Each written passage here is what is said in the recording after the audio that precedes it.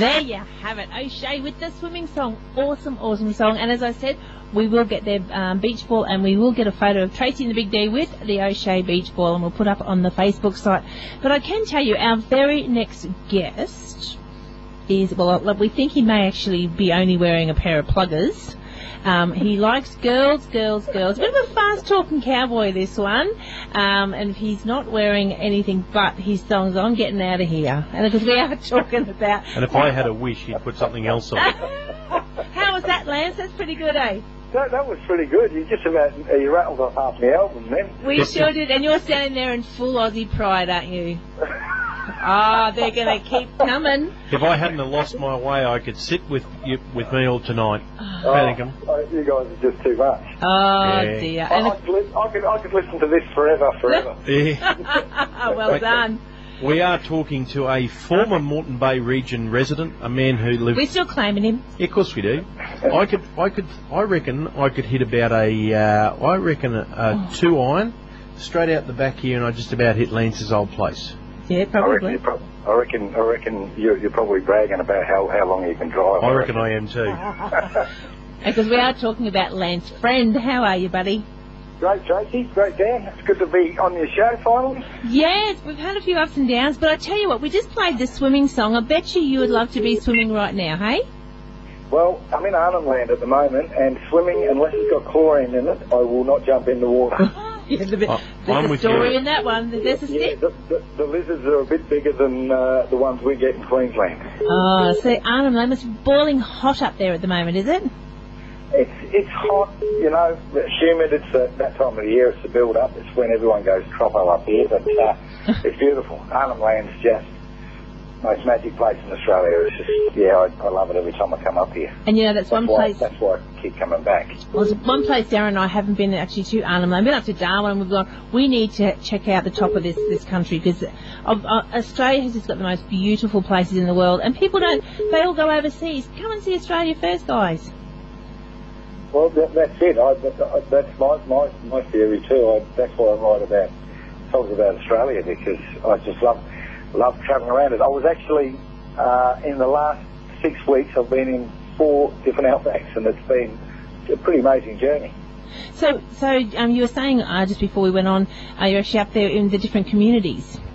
Yeah. I'm in a place called Gupperweak at the moment, and the first time I've been to this community, and. A couple of years ago I got adopted by the Aboriginals in Gallowinku, which inspired me to write the song Gallowinku, which you couldn't fit in before and all of that. That was going to be a hard one. Oh no, I was working on it. A bit of winking going on at the moment. You could have, Gallowinku, only a pair of songs there. Yeah, don't worry. I'm going to get them all in by the time I'm finished. You've got a special space in my heart. Continue. There you go. But and I'm in Gupperweak, and it's a lot of the same. It's the same people that are up in Gallowinku, the Yolngu people, and they all speak the same language. And there's a lot of my cousin brothers here, like they're related to the ones that adopted me, and the respect's fantastic. I love it. The people are really. You can learn so much from them. And as you mentioned, swimming in the rivers up there is not like swimming in the Condamine. No, not at all. It's if you go in, you're out in a blink, because it'll be somebody's lunch. The Condamine, you said, that'd be track 2, wouldn't it? Yeah, that's another one. He's still going. Oh, yeah, he got that in. We're going to get the whole album done, I'm telling you. Now, just how long have you been doing this professionally now, Lance? Since 2003.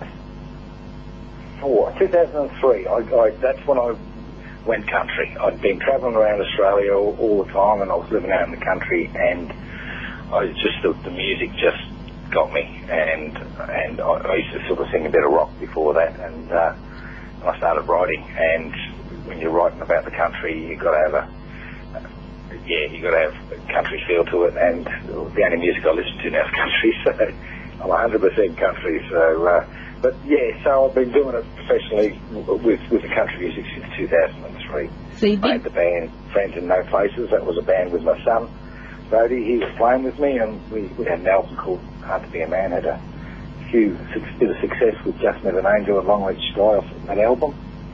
And then I just worked on the solo album over the last about 4 years. I've been sort of tracking around Australia, getting some material, writing songs, and put the album down. And I'm pretty proud of it. Obviously, you must have a copy there because you know all the songs. Oh, yeah, we're on to it, don't you worry. But hey, Gympie Mustard this year, that was a special one for you this year.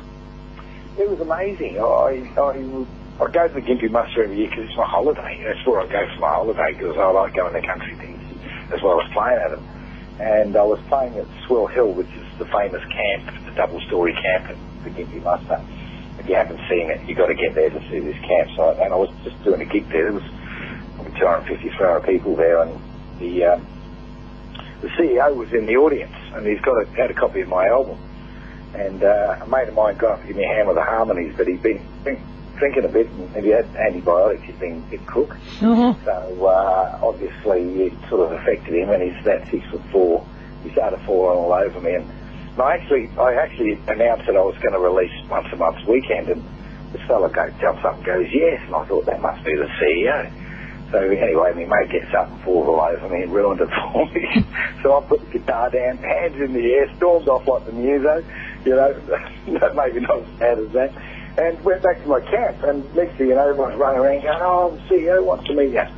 So he came over to my camp, and we had a couple of tequilas and a bit of a chat, and he invited me to the play the Mustard next year and said to me, you tell me what venue you want to play at. And then I sang a couple of songs around the camp, and he said, oh, main stage next year. And I thought, yeah, is this a dream or what?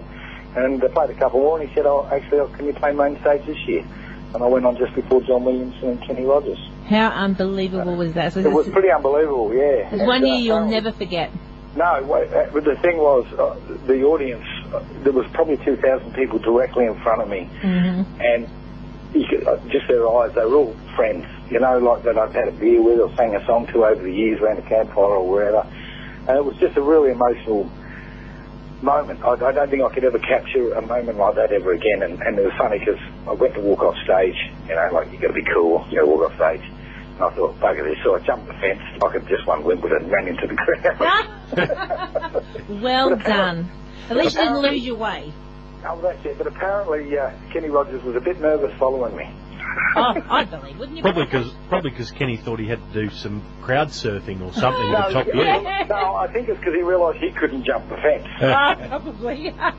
Now, we're featuring your new single, which is Once a Month Weekend. Tell us a little bit about it. Fantastic. I wrote that song when I was doing my trade up in Dysart in central Queensland, and I had a couple of blokes working for me, and they were wanting to drive us, and I sort of let them know that it wasn't going to happen, and I said, the boys have got to have that once a month weekend, and I wrote it down, and that's how the song came about. And it's relatable to the blokes working in the mines, mm-hmm. It's relatable to the farmer who works the months. Most things these days, people go away, they fly in, fly out jobs, they're working 3 weeks, 4 weeks, and they get a week off, so it's so relatable to most people, and it's one of my favourite songs off the album, and a lot of my mates, it's their favourite song. So I had to release it as a single. Well, how about you introduce it right now for our listeners here at 101.5 FM, mate? It's been great to finally catch up with you here, and we won't make it so long between next time. And have a drink for us in Arnhem Land later on tonight. There's no drinking up here, it's a dry community. Of course, yeah. We'll have a drink for you. We'll have one for you. Yeah, I've been looking at pictures of beers on the net. Beautiful. Sad. Oh, dear. It's all good. Hey, listen, guys, thanks very much. I really enjoyed this tonight. It's good. And when I'm down there next, I'll try and come in and do a live thing there and play a few tunes. Oh, we're going to hold you to it. All right, no worries. Well, I better put some more clothes on too. Yeah, we want more than thongs on when you come in, thank you. Okay. Okay, here he is right now, Lance Friend. Once a Month Weekend.